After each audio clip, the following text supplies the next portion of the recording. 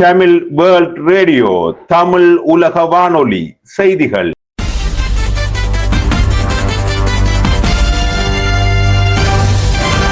தலைப்புச் செய்திகள். வணக்கம்.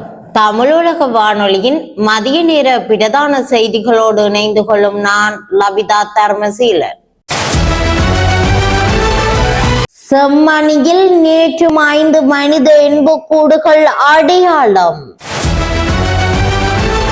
தொண்டமனாறு செல்வ சந்நிதி முருகன் கொடியேற்றம். பலூசிஸ்தானில் வான்வழி தாக்குதல், 30க்கும் மேற்பட்டோர் பலி. ஆஸ்திரேலியா மற்றும் வங்காளதேசம் அணிகளுக்கு இடையிலான முதல் டெஸ்ட் போட்டி இன்று.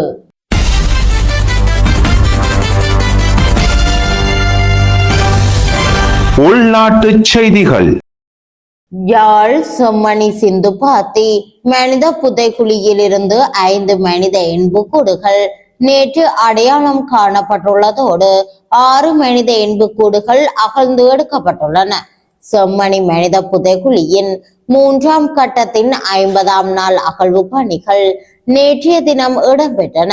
இதேவேளை இதுவரை இடம்பெற்ற 1ஆம் 2ஆம் மற்றும் 3ஆம் கட்ட அகழ்வு பணிகளில் 544 எண்புக்கூடுகள் அடையாளம் காணப்பட்டுள்ளதோடு 530 எண்புக்கூடுகள் முற்றாக அகழ்ந்து எடுக்கப்பட்டுள்ளன.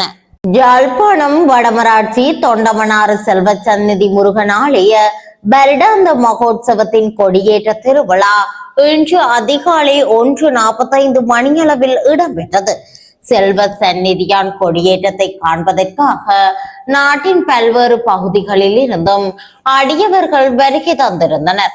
திருவிழாவிற்கு வருகை தருகின்ற அடியவர்களின் நலன் கருதி சுகாதார, குடிநீர் உட்பட்ட வசதிகளை வல்வெட்டித்துறை நகரசபை மேற்கொண்டுள்ளதோடு விசேட போக்குவரத்து ஒழுங்குகளும் ஏற்படுத்தப்பட்டுள்ளன.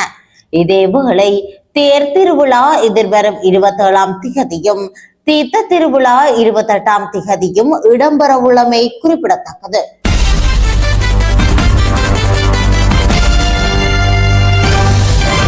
வெளிநாட்டு செய்திகள். பலூசிஸ்தானின் சுஜாப் மாவட்டத்தில் இடம்பெற்றதாக கூறப்படும் வான்வழி தாக்குதல்களில் 30க்கும் மேற்பட்ட பொதுமக்கள் உயிரிழந்துள்ளதாக தகவல்கள் வெளியாகியுள்ளன. பெண்கள் மற்றும் குழந்தைகள் உள்ளிட்ட பொதுமக்கள் இந்த தாக்குதல்களில் கொல்லப்பட்டதாக தெரிவிக்கப்பட்டுள்ளது. மேலும் குடியிருப்பு பகுதிகளில் ஆளில்லா விமானங்கள் மற்றும் உலங்கு வானூர்திகள் மூலம் பாகிஸ்தான் ராணுவம் கண்காணிப்பு நடவடிக்கைகளில் ஈடுபட்டு வருவதாக உள்ளூர்வாசிகள் தெரிவித்துள்ளனர்.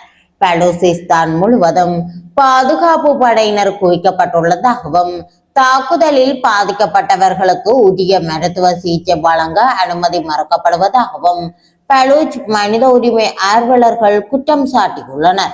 பலூசிஸ்தானில் சுதந்திரம் கோரும் ஆயுத குழுக்களுக்கும் பாகிஸ்தான் பாதுகாப்பு படையினருக்கும் இடையே நீண்ட காலமாக மோதல்கள் இடம்பெற்று வரும் நிலையில் இந்த தாக்குதல் குறித்த தகவல் வெளியாகியுள்ளது.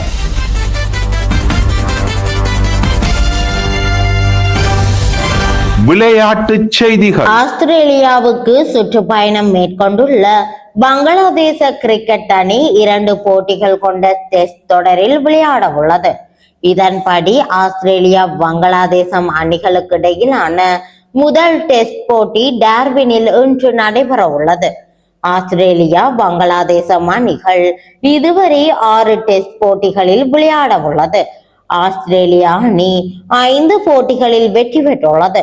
உலக டெஸ்ட் சாம்பியன்ஷிப் புள்ளி பட்டியலில் முதலிடத்தில் உள்ள ஆஸ்திரேலியா அணி இந்த போட்டியிலும் வெற்றி பெற்று தனது முதலிடத்தை மேலும் வலுப்படுத்தும் என எதிர்பார்க்கப்படுகிறது. தமிழுலக வானொலியின் மதிய நேர பிரதான செய்திகள் யாவும் நிறைவடைகின்றன. வணக்கம்.